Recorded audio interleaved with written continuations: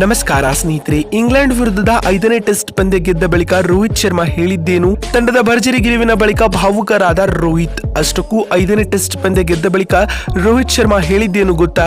ಹೀಗೆ ಇದರೆಲ್ಲದರ ಬಗ್ಗೆ ಇವತ್ತಿನ ಈ ಒಂದು ವಿಡಿಯೋದಲ್ಲಿ ತಿಳಿಸ್ಕೊಡ್ತಾ ಹೋಗ್ತೀನಿ.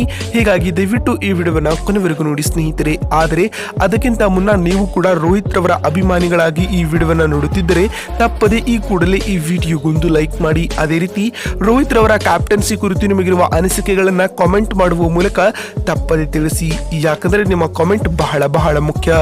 ಹೌದು ಸ್ನೇಹಿತರೆ, ಧರ್ಮಶಾಲಾದ ಹಿಮಾಚಲ ಪ್ರದೇಶ ಕ್ರಿಕೆಟ್ ಅಸೋಸಿಯೇಷನ್ ಮೈದಾನದಲ್ಲಿ ನಡೆದ ಭಾರತ ಹಾಗೂ ಇಂಗ್ಲೆಂಡ್ ನಡುವಿನ 5ನೇ ಟೆಸ್ಟ್ ಪಂದ್ಯವನ್ನ ರೋಹಿತ್ ಪಡೆಯು ಇನ್ನಿಂಗ್ಸ್ ಮತ್ತು 64 ರನ್ಗಳಿಂದ ಭರ್ಜರಿಯಾಗಿ ಗೆದ್ದುಕೊಂಡಿದೆ ಸ್ನೇಹಿತರೆ. ಇದರೊಂದಿಗೆ ಟೀಂ ಇಂಡಿಯಾವು 5 ಪಂದ್ಯಗಳ ಟೆಸ್ಟ್ ಸರಣಿಯನ್ನ 4-1 ಅಂತರದಿಂದ ಕೈವಶಪಡಿಸಿಕೊಂಡಿದೆ ಅಂತಾನೆ ಹೇಳಬಹುದು ಸ್ನೇಹಿತರೆ. ಹೌದು, ಧರ್ಮಶಾಲಾದ ಟೆಸ್ಟ್ ಪಂದ್ಯದಲ್ಲಿ ಟಾಸ್ ಗೆದ್ದ ಇಂಗ್ಲೆಂಡ್ ತಂಡವು ಮೊದಲು ಬ್ಯಾಟಿಂಗ್ ಮಾಡುವ ತೀರ್ಮಾನವನ್ನ ತೆಗೆದುಕೊಂಡಿತು. ಆದರೆ ಕುಲ್ದೀಪ್ ಯಾದವ್ ಹಾಗೂ ರವಿಚಂದ್ರನ್ ಅಶ್ವಿನ್ ರವರ ಮಾರಕ ದಾಳಿಗೆ ಮೊದಲ ಇನ್ನಿಂಗ್ಸ್ ನಲ್ಲಿ ಇಂಗ್ಲೆಂಡ್ ತಂಡವು ಕೇವಲ 218 ರನ್ಗಳಿಗೆ ಸರ್ವಪತನ ಕಂಡಿತು.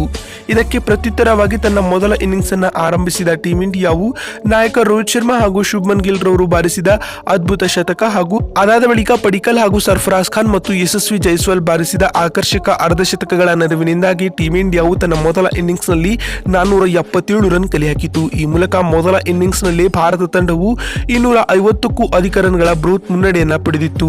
ಈ ಭಾರಿ ಹಿನ್ನಡೆಯೊಂದಿಗೆ ಎರಡನೇ ಇನ್ನಿಂಗ್ಸ್ ಅನ್ನ ಆರಂಭಿಸಿದ ಇಂಗ್ಲೆಂಡ್ ತಂಡವು ಟೀಂ ಇಂಡಿಯಾದ ಸ್ಪಿನ್ ದಾಳಿಗೆ ಅಕ್ಷರಶಃ ನಲಗಿ ಹೋಯಿತು ಸ್ನೇಹಿತರೆ. ರವಿಚಂದ್ರನ್ ಅಶ್ವಿನ್ ಹಾಗೂ ಕುಲ್ದೀಪ್ ಯಾದವ್ ಅವರು ಕ್ರಮವಾಗಿ 5 ಹಾಗೂ 2 ವಿಕೆಟ್ ಕಬಳಿಸಿ ಮಿಂಚಿದರು.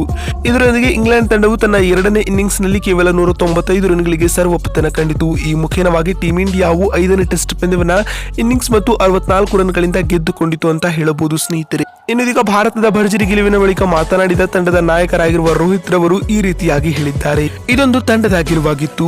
ತಂಡದ ಗೆಲುವಿನಲ್ಲಿ ಎಲ್ಲ ಆಟಗಾರರು ಅದ್ಭುತ ಕೊಡುಗೆಗಳನ್ನ ನೀಡಿದ್ದಾರೆ.